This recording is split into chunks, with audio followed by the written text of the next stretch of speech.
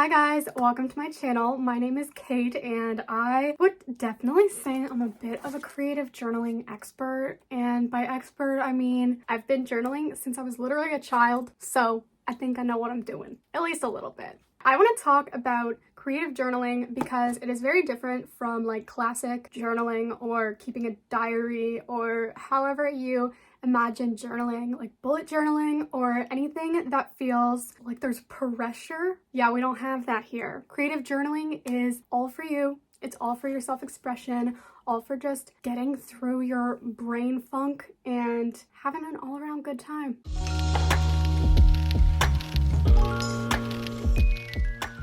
So the first step is choosing a notebook that makes you feel inspired. Do you like a hard or a soft cover, or do you prefer like a leather notebook? Also, what kind of paper do you want? Do you want dotted, lined, blank, or grid pages? I personally really like grid pages and also blank pages. And then when it comes to decorating the cover, do you want it to be completely decorated? Do you want to paint it, add stickers, or just leave it blank? It honestly affects how much you're going to use the journal, because if you don't feel excited about it, you're just not going to pick it up. Sometimes when you open your journal, it can feel a little overwhelming, especially if it's a fully blank book. So I have put together some of my favorite ways to journal and things that you can use and reuse and never really run out of ideas. The first one is to set your journal's intentions. And I actually saw a girl on TikTok talk about this, and I loved the idea because not a lot of us know like how to start a journal, especially on the very first pages, because we don't want to ruin the journal.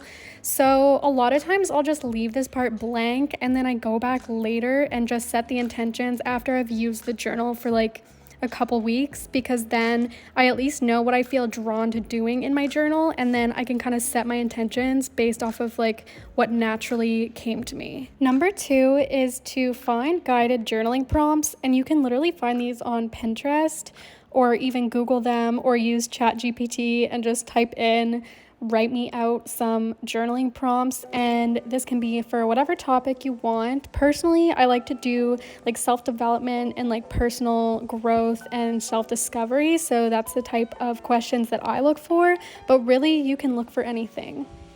If you're into self-discovery but in a more fun way, you could always do personality tests, and then there's so much you can write in your journals about your personality tests, like the results that you get, what that means for you, taking notes on what your personality type means or your zodiac sign, as well as like your love languages or your partner's love languages.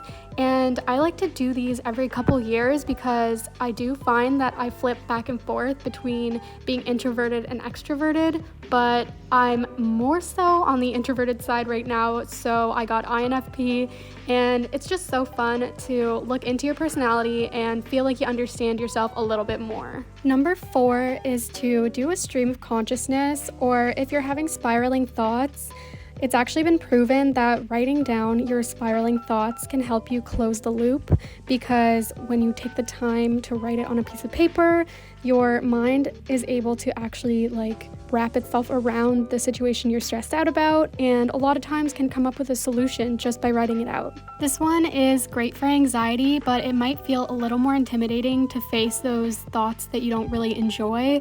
But honestly, when you finally write them down, they're not as scary as they feel inside your head, and I can promise you that.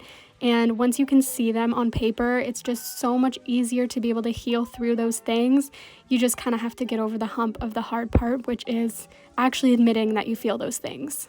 Number 5 is one that I really love, and it's actually just mind mapping. So you can start with one word, and last time I did this, I started with myself in the center, and then I extended some branches to talk about the main things that I feel make me me. Just anything that I'm interested in that is related to those things, I just add as little extensions onto those branches, and eventually you get to look at this map of what you feel makes you you, and that can really help you when it comes to decision making. It really just puts things into perspective and helps you figure out what is important to you and what means the most to you and what you feel actually defines you as a person.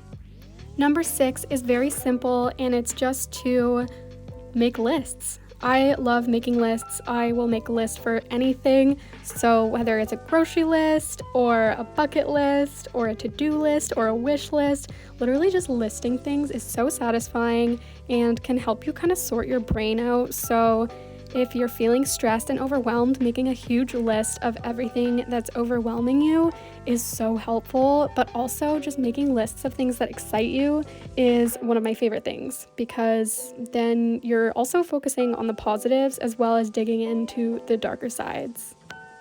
Number 7 is to do collages. I absolutely love collaging in my journals, especially when I'm not in the mood to write. This one is also just super fun to do with friends because you're not necessarily writing your secrets or like your vulnerable things that you don't want to talk about. You can just hang out and make some cute art in your journal, and everyone can kind of do their own thing and then present at the end, and it's so much fun. Doodling is absolutely one of the easiest and most fun ways to journal. It doesn't have to look like anything. It's really just to document the things you're hearing and feeling inspired by. If I hear that a new album has come out or I want to explore a new artist, I will do a first impressions or album review, and then I make my own key with what each star means, and then I also just write out my first impression thoughts on each song and just kind of like figuring out which songs you vibed with, which ones you didn't, and it's just a really fun activity, and I highly suggest doing this one with friends.